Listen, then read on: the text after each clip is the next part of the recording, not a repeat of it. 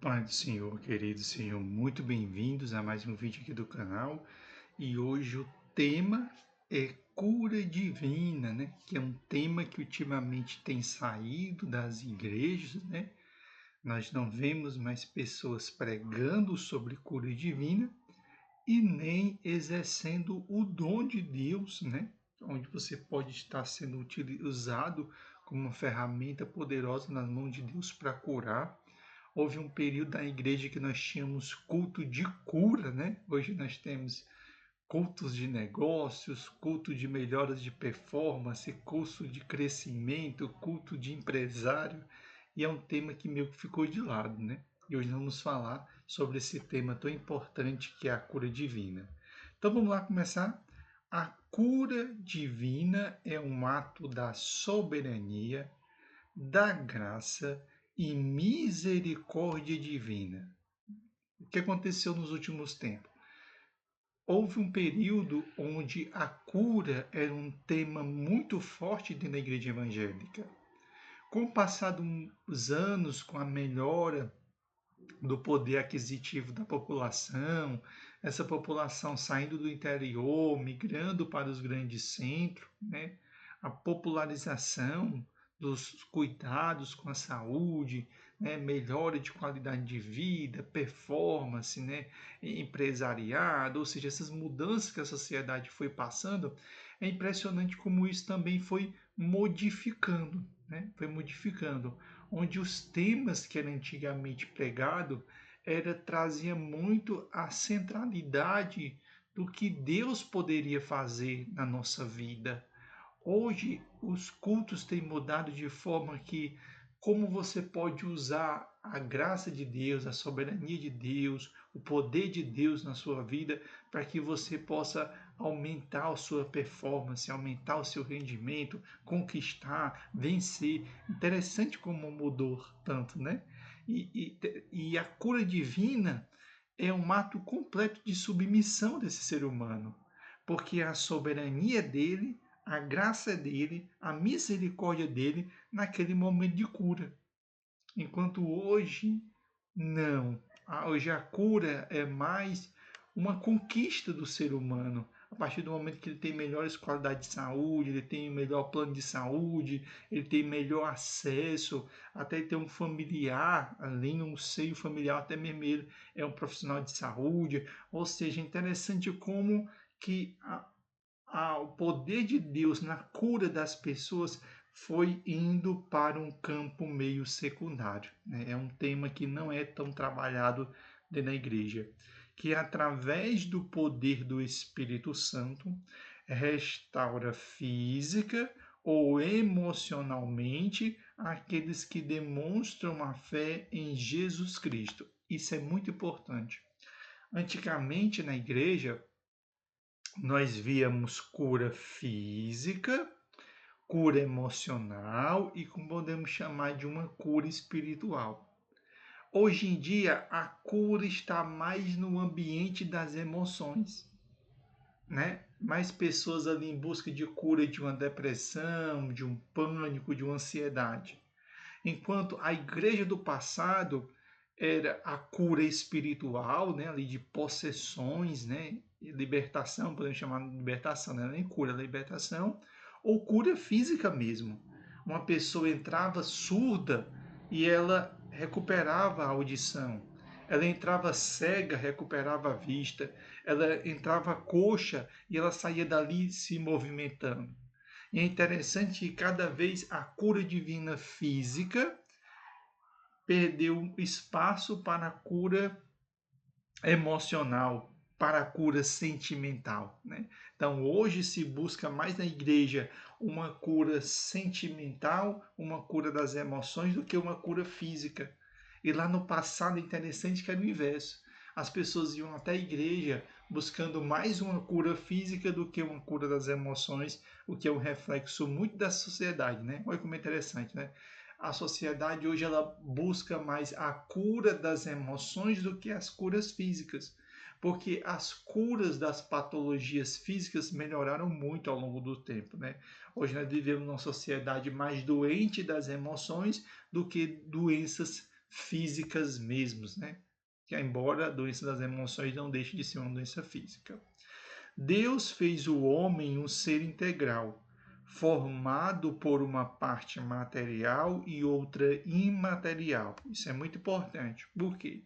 Porque existem pessoas no mundo que só acreditam na matéria. Ou seja, acabou a vida aqui, pronto, terminou, né? São aquelas pessoas do ateísmo, né? Eles não acreditam em Deus, acreditam que a vida é aqui e agora. Terminou, pronto, acabou. Já nós que aceitamos a Jesus como Salvador, nós acreditamos que existe a matéria, mas existe um componente imaterial chamado de alma e espírito, né? Sendo que o espírito é dado por Deus e a alma seria esse centro das emoções, o centro dos sentimentos. A parte material, que é o corpo, é tão importante quanto a imaterial, a alma e o espírito. A Bíblia mostra que a obra redentora de Cristo inclui também o corpo, ou seja, a palavra de Deus não não desprivilegia o corpo em detrimento da alma e do espírito. Como diz assim, ó, gememos em nós mesmos, esperando a adoção, a saber, a redenção do nosso corpo. Lembrando que este corpo aqui, a redenção do corpo transcende ao material, né? Então é bem importante trazer aqui, porque aqui ele não está falando só do corpo físico, ele está também falando do elemento imaterial, certo?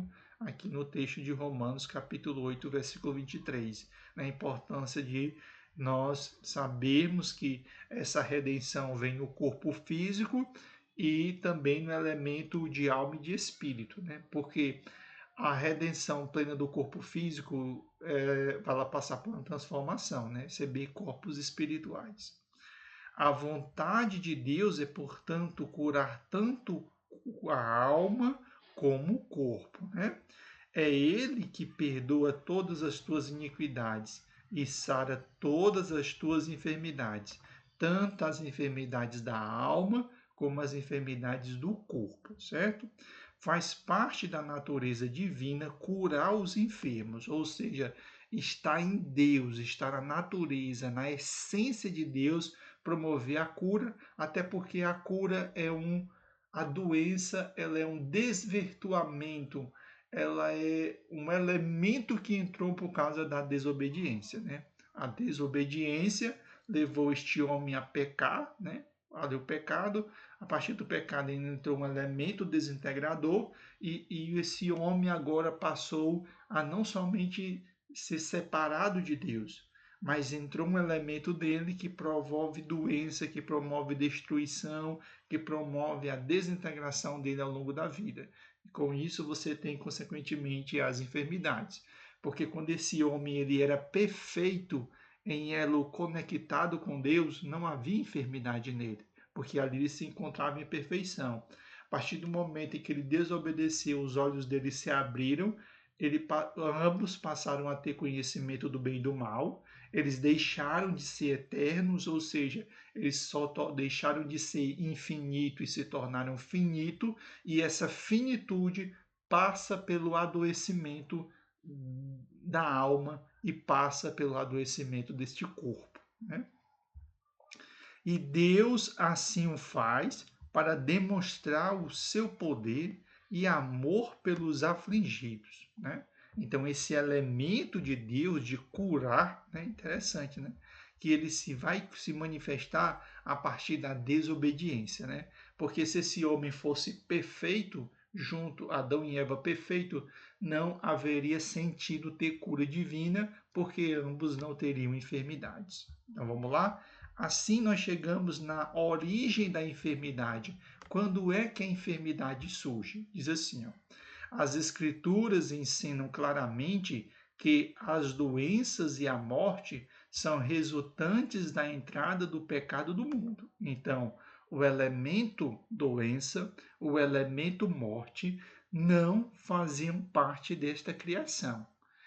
O elemento chamado de doença e o elemento chamado de morte, eles são introduzidos a partir da desobediência, certo? Porque diz assim, ó, pelo que, como por um homem entrou o pecado no mundo, e pelo pecado a morte, assim também a morte passou a todos os homens, por isso que todos pecaram, né?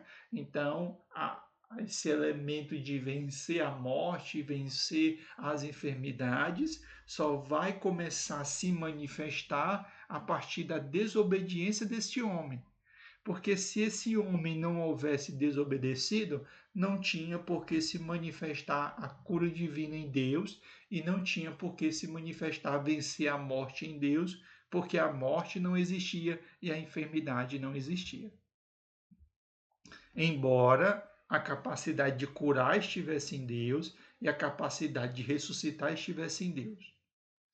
As doenças e enfermidades existem como consequência da queda. Então, com a queda do homem, surge a doença e surge a morte. E da desobediência humana. Há doenças que são consequência de um pecado específico, todavia, nem toda doença e enfermidades são decorrentes de um pecado pessoal. Muito importante. Nós não podemos transformar todas as enfermidades em espirituais e nós não podemos dizer que nenhuma enfermidade é espiritual. Existem enfermidades resultadas do pecado e da desobediência, e existem enfermidades que não são decorrentes de pecado, são decorrentes do indivíduo estar presente no mundo, o indivíduo está presente num ambiente. Então, muito cuidado para não deixarmos as coisas 100% espirituais e não removermos por completo o elemento espiritual. As Escrituras ensinam que existem doenças e enfermidades que são resultados da ação direta de Satanás e dos demônios, enquanto outras são apenas resultados de nossa condição humana após queda, quando diz assim, ó, não bebas mais água só, mas usa um pouco de vinho por causa do teu estômago e das tuas frequentes enfermidades, certo? Por que que esse texto é importante? Porque se a enfermidade de Timóteo estomacal fosse resultado só da ação espiritual do inimigo, então o conselho de Paulo seria o quê? Para que ele orasse e ele repreendesse aquela enfermidade. Mas ele diz: não, toma um pouco de vinho para que cuide do teu estômago, ou seja, das frequentes enfermidades. Então, nós temos enfermidades resultados da desobediência e temos enfermidades resultados da queda do homem. Por estar no mundo, nós estamos suscetíveis à doença. A Bíblia ensina que Deus, na sua soberania, ele pode permitir doenças. Existem enfermidades que são permissivas por Deus. E em situações específicas, Deus pode sim usar elas como instrumento de correção. Então vamos entender. Existem enfermidades que são resultados da própria natureza caída do homem. Existem enfermidades que são ações do inimigo e tem enfermidades que são permissivas por Deus, porque tem um objetivo por trás daquela enfermidade que só o Senhor sabe, certo? Então, esses são os pontos que precisam ficar bem claro na nossa mente, certo? A cura divina na antiga aliança e a cura divina na nova aliança, certo? Diz assim, ó. Deus prometeu curar o seu povo na antiga aliança. A cura fazia parte da aliança que Deus estabeleceu com o seu povo Israel no Sinai. Ele diz assim, ó, servireis ao Senhor vosso Deus, e ele abençoará o vosso pão e a vossa água, e eu tirarei do meio de ti as enfermidades. Êxodo capítulo 23, versículo 25. O que está dizendo? A partir do momento em que vocês me servirem, eu vou abençoar a água, Eu vou abençoar o pão e a enfermidade que tiver no meio eu vou remover. Mas a premissa primeira é a obediência, certo? A obediência às exigências da aliança produzia cura. Por quê?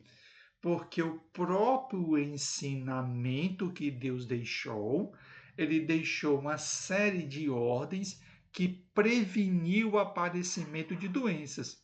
Inclusive, existem partes no Antigo Testamento que ensina como é que as pessoas deveriam é, rejeitar os seus rejeitos, ou seja, as matérias orgânicas que era produzida, né? Justamente para não causar doença no meio do arraial. Enquanto a não observância de seus preceitos trazia as doenças, né?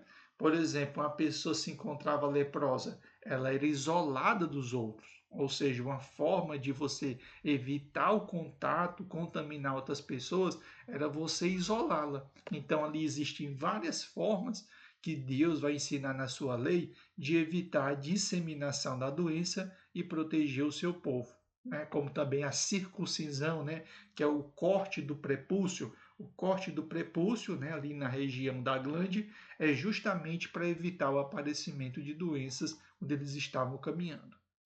A lei da retribuição do pecado e suas consequências é uma realidade bem documentada na antiga aliança.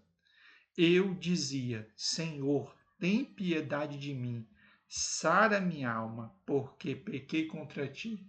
Salmo 41, Salmo capítulo 41, versículo 4. Todavia, nem sempre as doenças e as curas na antiga aliança estão condicionadas ao princípio de causa e efeito.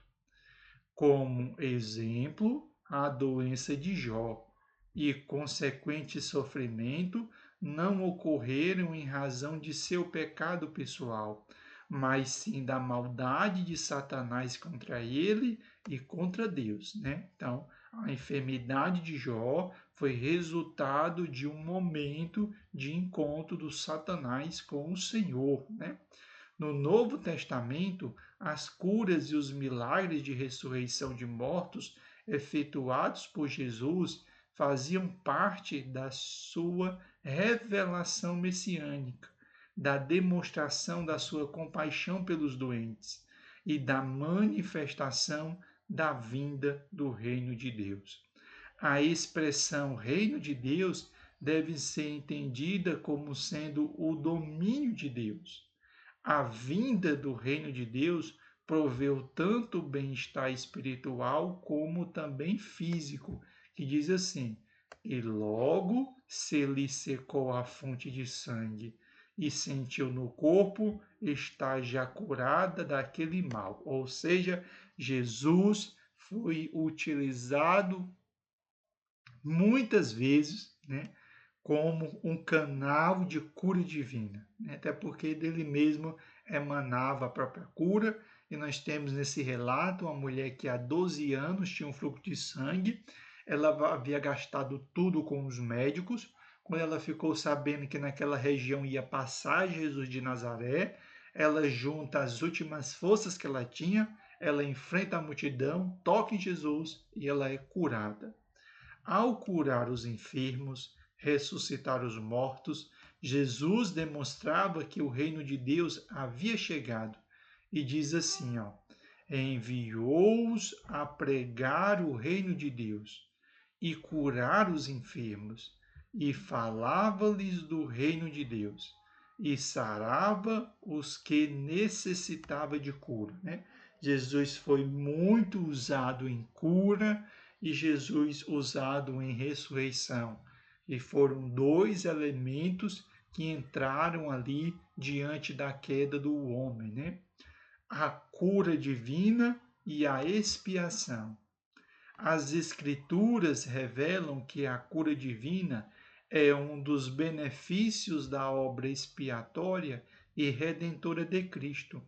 Ele proveu na cruz tanto a salvação da alma quanto à cura do corpo. Ou seja, quando Cristo morreu naquela cruz, não somente ele me salvou, curando a minha alma, limpando e purificando a minha alma, mas limpou e também purificou o meu corpo. Ele tomou sobre si as nossas enfermidades e as nossas dores levou sobre si, e pelas suas pisaduras fomos sarados, sarados no corpo, sarados na alma e sarados no espírito. Essa palavra profética foi cumprida em Jesus, o qual demonstrou que a cura divina faz parte da provisão que Deus deixou para os seus filhos. Então chegou a ela e a adorou, dizendo: Senhor, socorre-me. Ele, porém, respondendo, disse: Não é bom pegar o pão dos filhos e deitá-lo aos cachorrinhos. Mateus, capítulo 15, versículo 25, versículo 26. Não faz parte desta lição, mas eu vou trazer um esclarecimento. Muitos, quando lêem esse texto, reclamam porque Jesus havia chamado aquela mulher de cachorra. Porque ele diz assim, ó, não é lícito tirar o pão dos filhos e dar aos cachorrinhos. E ela diz, Senhor, até mesmo os cachorrinhos comem dos farelos que caem da mesa do seu Senhor. Então disse, mulher, grande é a tua fé, vai, que a tua filha está sarada, né? Então, ali, ele não estava chamando aquela mulher de cachorra. Ele estava demonstrando naquele momento o preconceito que o povo de Deus tinha para com as pessoas do mundo, certo? Por quê? Se eles não se davam bem nem com os samaritanos, que faziam parte da mesma descendência dele, mas por causa de brigas por tribos houve a separação, imagino o que eles pensavam do resto do povo do mundo inteiro, certo? Então, aqui nós temos essa mulher nessa condição e Jesus trazendo ali o preconceito. A oração pelos enfermos e a cura divina nos dias atuais. A oração em favor dos enfermos é uma prática presente tanto no Antigo Testamento como no Novo. A primeira oração de cura registrada no Antigo Testamento é feita pelo próprio Abraão. Vamos ver Abraão orando para que a cura acontecesse. E disse assim, ó: E orou Abraão a Deus, e sarou Deus Abimeleque, sua mulher, e as suas servas, de maneira que tiveram filhos. Moisés orou pela cura de Miriam, sua irmã, e eis que Miriam era leprosa como a neve, e olhou Arão para Miriam, e eis que ela era leprosa. Clamou, pois, Moisés ao Senhor, dizendo: Ó Deus, rogo-te que a cures. E ela foi curada. Então, Abraão orando por Abimeleque para que ele fosse curado, Moisés orando por Miriam para que ela fosse curada, e nós temos Naamã, um gentio, um sírio, foi curado de sua lepra pelo ministério do profeta Eliseu. O Novo Testamento registra que a oração em favor dos enfermos era uma prática constante também na igreja primitiva. Visando o bem-estar espiritual e físico do seu povo, Deus equipou a igreja com dons de curar, e a outros, pelo mesmo Espírito, os dons de curar. E está alguém entre vós doente? Chame os presbíteros da igreja. Orem sobre ele, ungindo-o com azeite em nome do Senhor. E a oração da fé salvará o doente, e o Senhor o levantará. Então tem o dom de cura e também chamar os presbíteros para orar por aqueles que estão enfermos. A oração pelos enfermos não entra em conflito com o tratamento médico, né? Que acontece muito, né? Não, eu vou orar aqui que Deus vai me curar, eu não preciso de médico. Muito cuidado com isso. O rei Ezequias foi curado de uma úlcera após ter uma pasta de figo posta sobre a sua enfermidade. E dissera a Isaías: tomem uma pasta de figos e a ponha como emplasto sobre a chaga e sarará. Certo? O Senhor Jesus reconheceu o valor dos médicos. Jesus, porém, ouvindo-lhe, disse: não necessitam de médicos sãos, mas sim os doentes, ou seja, não invalide a medicina. Ore a Deus, peça para que o Senhor te cure, mas não invalide a medicina, porque Jesus, por mais que ele tenha curado, ele nunca invalidou a medicina. Paulo, o apóstolo, aconselhou Timóteo a beber vinhos com fins terapêuticos e tinha entre seus colaboradores um médico, como ele próprio diz. Saldo-vos, Lucas, o médico amado, certo? E para finalizar, o óleo, né? O óleo que tem sido retirado de muitas igrejas, né? Não tem mais esse hábito de óleo da unção, né? Tem retirados como sendo uma marca da igreja do passado. Então, muitas denominações hoje, até mesmo na Assembleia de Deus, retiraram o óleo, mas muito cuidado, porque o óleo ele faz parte do processo dentro da Bíblia. Vamos lá.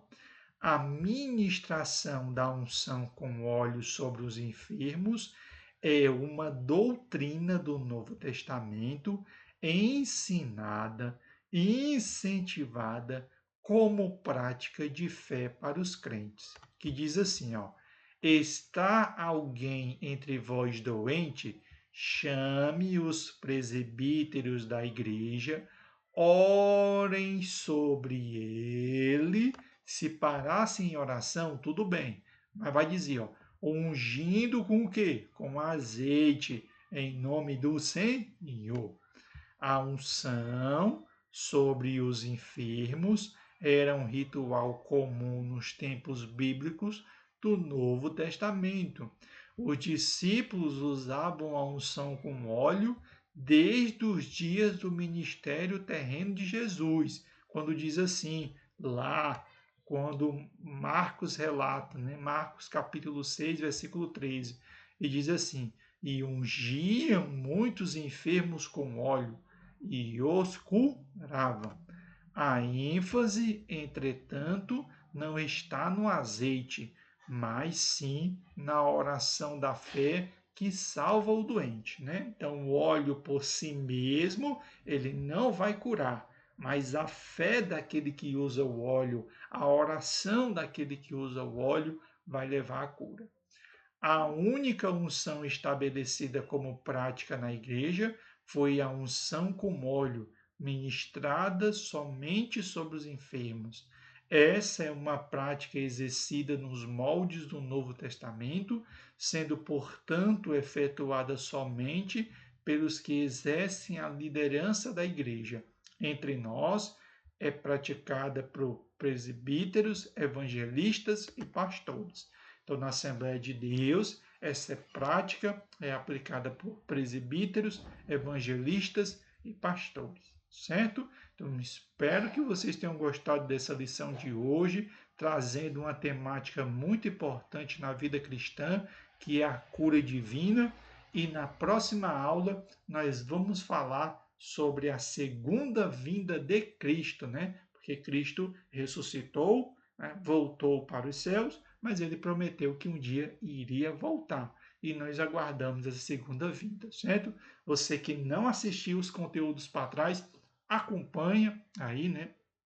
Eu sei que no nosso país nós não temos o hábito da leitura, mas você pode baixar essa declaração de fé, está disponível na internet para você baixar, para você ler e estar acompanhando todos os dias. Nós estamos com uma aula aqui, espécie desse discipulado do zero, são quase aí 300 lições que nós vamos estar trazendo para vocês, um super curso para que você possa ter as bases cristãs para que você possa conhecer a cada dia mais o Evangelho.